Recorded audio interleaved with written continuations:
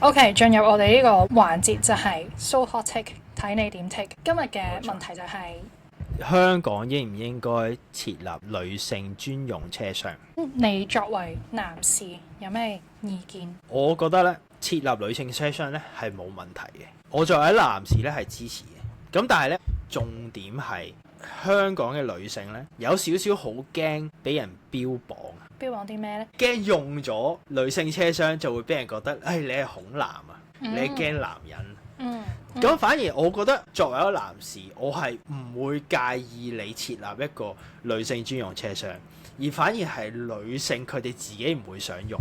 你會唔會咁樣覺得？因為我睇香港人嘅心態咧，就係你整咗呢個嘢之後咧，好多人就會走出嚟批判啊！使乜女性專用車廂啊？跟住啲女仔又話啲人咁驚男人做乜啦？我哋企出嚟咪得咯，上網就兇狠，跟住做就乜乜嗰啲咯。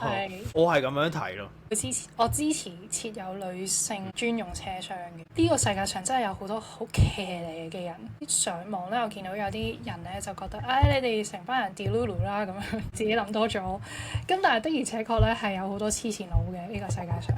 我相信就算係男仔嘅話咧，男性都可以遇到一啲俾人非禮嘅情況。又係我 manager 啦，上集講咗 manager， 有咩咁好笑咧？自己睇翻上集。我 manager 就話佢識一個男人啊，就係試過俾女人非禮。咁佢咧就喺車廂度 peak hour， 女人咧就不斷咁樣摸佢個私人部位。咁然後咧，我就話咁呢位男性朋友點算啊？佢有冇出聲？佢就話佢冇出聲。咁我相信佢唔係應該係咁揸嗰啲嘢，可能摸下嗰啲我唔知。然後咧個男性就冇出聲，佢話因為佢出聲都冇用，佢覺得係冇人信佢。係啦，咁呢個都有少少可悲嘅，即係你男性都會有機會俾人非禮噶嘛。咁但係佢就因為即係社會壓力啊之類嗰啲，咁佢就冇出聲啦。跟住我就話好可憐啊咁樣。同埋我又冇諗過真係有啲咁實在嘅例子係男性俾女性非禮。設立女性車廂咧，我自己覺得咧係我會舒服啲嘅。如果有嘅話咧，我會想用嘅。因為有時 P 加話咧，啲人真係貼得太埋，同埋而家有好多電話咧係可以偷拍，唔係話女仔唔可以偷拍，但係通常都係男仔偷拍女仔咯。所以如果有女性車廂嘅話，就會好啲咯。我有時覺得咧，香港人咧講嘢係幾 mean 嘅。譬如我有一次 look thread， 我見到一個 post 就係話個女仔行過，跟住就你哋啲男人着短少少就喺度望，跟住啲網民已經留言，咁 L 驚男人唔好出街咯，又係你自己要着咁短，乜。呢一個思想其實仲應唔應該存在喺呢個年代呢？人類係咪應該有衣着嘅自由呢？係咪先？即係佢又唔係咁樣露晒點出喺條街度，咁樣就係佢問題啦。咁但係如果着少少、短少少或者性感少少，咁都要因為咁樣而有一個遭遇，跟住分享咗呢個遭遇之後，仲要俾啲網民鬧，咁其實係咪香港人講嘢係真係要咁 mean 呢？係咪？點講？我應該係咁樣講。點解係要 blame 個 victim 咯？係嘛？即係咪點解要 blame 個 victim？可能呢個 hot take 係得唔到大眾男士嘅認同咁，但係我覺得你得到女士嘅認同，放心。多謝。但係我覺得就係，喂，如果嗰個女仔係你家姐或者阿妹，你女朋友係即係你仲有一個男朋友，你都唔會想呢啲事發生喺你認識嘅人身上，係咪？但係發生喺一個陌生人，你碌到個 thread 嘅時候，跟住你就鬧佢，係你自己着得咁短啫，咁驚你咪唔好出街咯。咁我覺得你可唔可以俾翻少少尊重咧？張忠咧，係咪先？第一，我係認為應該要設立女性車廂嘅。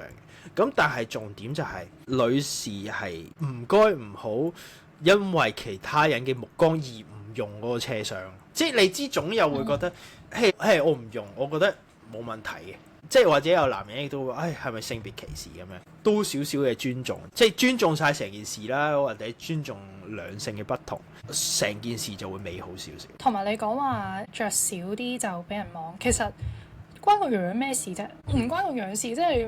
啲人就係啦，就好似你講話，你個樣咁樣唔使擔心啦，你好安全啊嗰啲。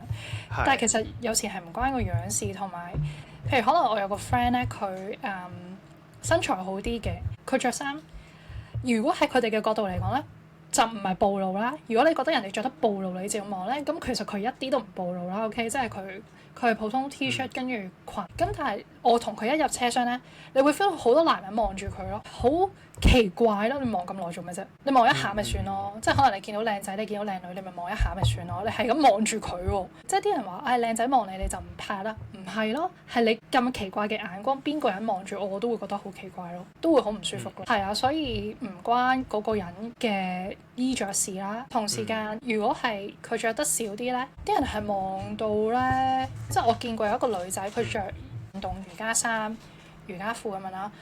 我見到個男人係咁望住佢，跟住我係咁啤住個男人咯。我心諗你望完未啊？我懷疑佢咧其實係有偷拍佢啊，因為佢揸住個電話咧係咁樣望，即係個電話係對住個女仔嘅。咁但係咧，我又睇唔到佢電話有冇偷拍佢啦。我又唔想我屌跟住好似以為人哋偷拍人哋咁樣啦。咁所以我就冇出聲。同埋我見到個女仔咧，好似有望到個男人，咁但係佢又冇出聲，咁所以我就算啦，可能係我自己多心啫咁樣。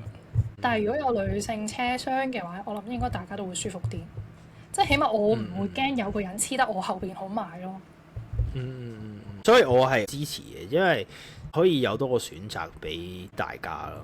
其實講真，有時我好驚啊。你自己即係唔係我唔係驚啊，我係驚咁逼嘅時候驚俾人誤會啊。係啊，你明唔明啊？其實你覺得啲女人驚，有時我哋都驚，即係唔好話呢方面啦。譬如有時行緊街夜少少，前面有個女性，你驚我都驚，我都驚你誤會我啊，大佬。有時我見前面得一個單獨女性，我情願行快啲，我行遠啲，跟住行快啲。呢個係一個好好嘅做法，因為啲人好似 Instagram 有講話，特別喺外國啦，一男一女咁樣咧，你應該要點樣咧？就係你要行快過個女仔咯，咁個女仔就會覺得 safe 咯。係啊，第一我係認同嘅，第二就係我唔想一直尾隨你，跟住你又係咁擰翻轉望我，但係我又冇做啲乜嘢，我自己都好唔舒服啊，大佬。係男仔都有佢自己嘅 concern。所以，但係我自己諗多咗咧，就係諗到一個問題。假設有女性車廂，如果唔係 peak hour，我唔入女性車廂，我就入翻普通車廂。小心男性唔小心掂咗個女性，係真又好，唔係真又好。可能個男仔又話：你有女性車廂，你入唔去，你特登入嚟呢度。咁所以就係呢樣嘢咯，即係有女性車廂，但係大家就唔好定型咗，就係話你作為一個女士就一定要用我嗰個。或者係我作為一個女士，我唔想俾人誤會，我驚，咁我就唔用嗰個女性車廂，即係唔好有呢啲，唔好有呢啲思想咯。成個困局並唔係有定冇咯，而係大家嗰個點樣睇咯。即係香港人就有時好介意大家點樣睇。點解成日話歐洲人好 free 就係因為佢唔介意嘛。佢唔介意奇裝異服，佢唔介意你點睇，我就係要咁樣做。咁但係咧，香港人咧就係有嗰種思想嘅枷鎖，就係我入女性車廂，我就好似俾人覺得點點點，我唔入又會覺得俾人點點點，跟住啲男士又會覺得入咗嘅女士係淆底啊、恐男啊、驚男人啊。你俾呢種成個枷鎖就係你自己交俾自己嘅，你明唔明？即係成個枷鎖就係你自己，唔好介意人哋點樣睇啦。係思想好重要。係啊，係你個腦嘅 mindset 咯。有時唔好俾，即係甚至就算真係有男人做埋啲不雅嘅行為，唔應該有個枷鎖就係，唉，算啦，都係咩嘢，真係要講，真係要出嚟或者報俾啲職員聽。係啊，即係你撳個掣，跟住講俾個司機聽呢個H 卡車廂有個咁嘅男人咯，而唔係算咯。所以我成日覺得女唔女性車廂係一回事，香港人交俾自己嘅枷鎖先至係好 critical 嘅嘢。即係我都好希望大家係可以做到呢樣嘢啦，但係有時候真係好驚㗎嘛。之間遇到呢啲人，你係唔知佢會唔會大聲過你，跟住你就俾人嚇窒咗啦？會唔會係我誤會咗佢啦？又或者係冇人幫我口啦？即係變咗我自己一個對佢咁樣。係啊，所以我想講咧，香港人唔好唔出聲啦，見到呢啲嘢。如果見到呢啲事，你有證據確鑿，你係見到嘅，咁你就唔該幫下口咯。即係男士又好，女士又好，如果你真係見到有呢啲咁嘅情況發生嘅時候，就幫下手，幫下口，唔好等個女仔孤身作戰咯。係啊，成日都係咁嘅，不過所以呢個大家要係咯，多啲幫手咯。今日 hot take。我哋嘅 take 係香港應該設立女性專用車廂。